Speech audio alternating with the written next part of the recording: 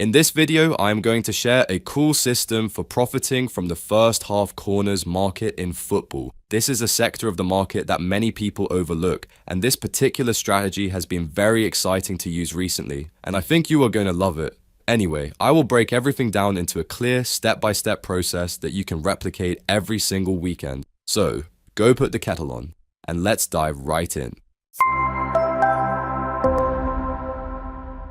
Let's begin with phase 1, which is market selection and the pricing edge. This is where most people fall down before the first whistle has even blown because they simply choose the wrong market to bet in. What this phase represents is the professional choice between the standard three-way corner market and the Asian handicap first half corners. Why this matters is because Asian handicap markets offer significantly smaller overrounds, which is just another way of saying the bookmaker's margin is much lower. When the margin is lower, the prices are better for us as investors. When I first started out, I used to fall into this trap constantly, loading up my slips with corner accumulators at kickoff, thinking that more bets meant more profit without ever considering the price I was taking. I was ignoring the value entirely and essentially just gambling on outcomes rather than investing in price.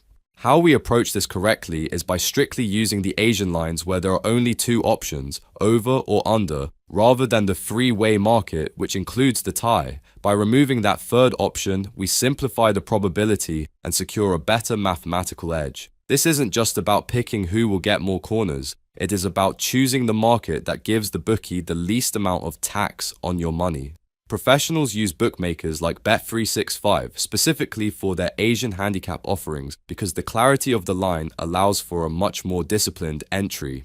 By the way, if you like videos like this and want to see more on this subject, remember to click the like button. It tells YouTube to send you more of this kind of content. And while you are there, you should hit the subscribe button and notification bell so you never miss a system or strategy video. The next thing we have to look at is phase 2, which is statistical qualification. This is the stage where we determine if a match actually has the right DNA for a corner trade. What this phase is a deep dive into the last 10 matches for both teams to identify their corner production and concession rates. Why it matters is that corners are often a byproduct of a team's playing style. Some teams use the wings and cross constantly, while others play through the middle and rarely win corners. What most people do wrong here is they look at a team's league position and assume a big team will naturally win loads of corners, which isn't always the case. How we approach this correctly is by using Statto to analyze the averages for and against. We look at the last 10 matches for the home side and the last 10 for the away side. We want to see how many times a specific line, like over 4.5 corners, has actually hit in those games. The software makes this easy with color-coded formatting. We are looking for those dark green highlights that signal a high-frequency outcome. We also check the both team statistics to see if both sides are contributing to the corner count, as a match where only one team is attacking can be much more volatile.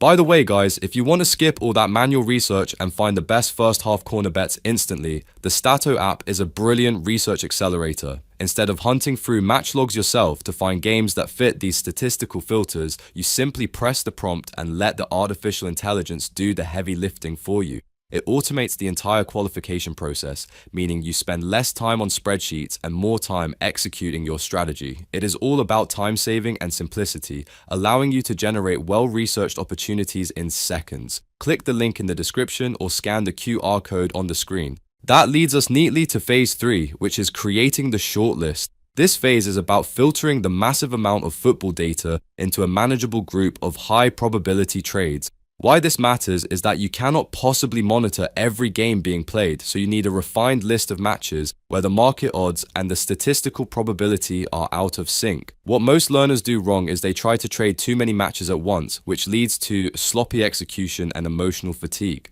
How we approach this correctly is by sorting our data by competition type, often splitting between major and minor leagues. We use Statto to sort by the highest averages, focusing on teams that consistently produce over 2.5 corners individually in the first half. We also look at the predicted probabilities generated by the prediction algorithms. If the software tells us there is a 52% chance of over 4.5 corners and the odds are better than evens, we have found a value selection that belongs on our shortlist. This narrows our focus down to the top 5 or 6 opportunities for the day, allowing for much tighter management.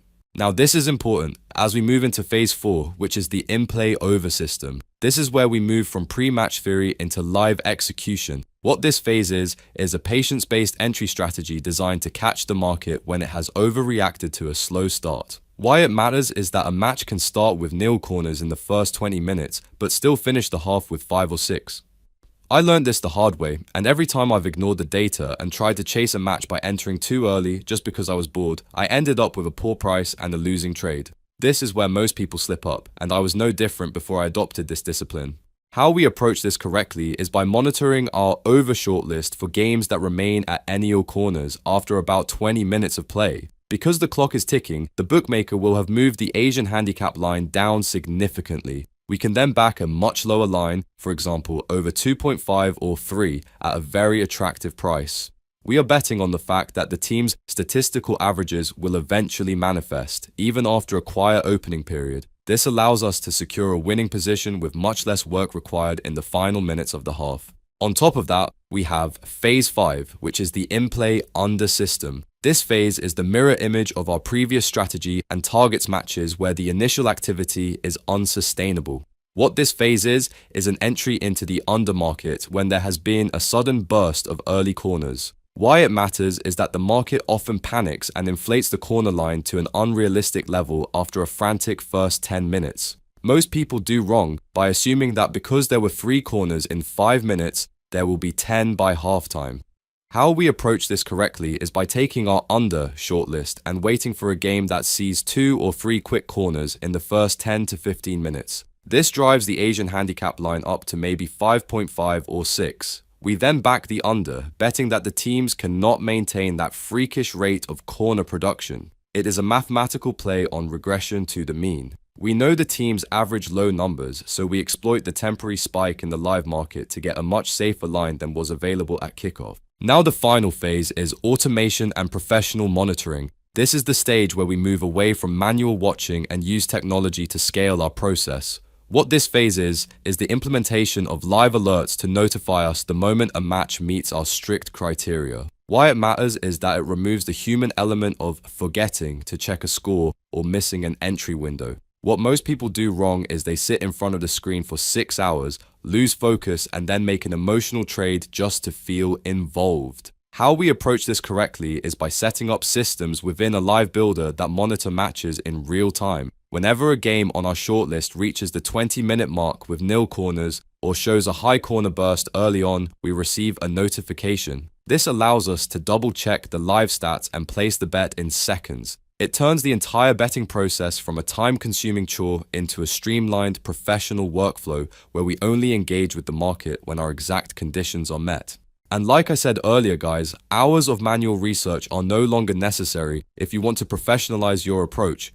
The Statto app is the ultimate tool for finding the best first half corner bets that fit the specific requirements of the systems we have discussed today. It provides incredible speed and efficiency, allowing you to identify the right matches in seconds so you can focus on the execution and management of your trades. It is a total research accelerator that handles the data-heavy side of the business so you can stay focused on being a sports investor. Click the link in the description or scan the QR code on the screen right now to get started. It is a serious professional advantage and a total game changer for anyone who wants to stop gambling and start investing properly.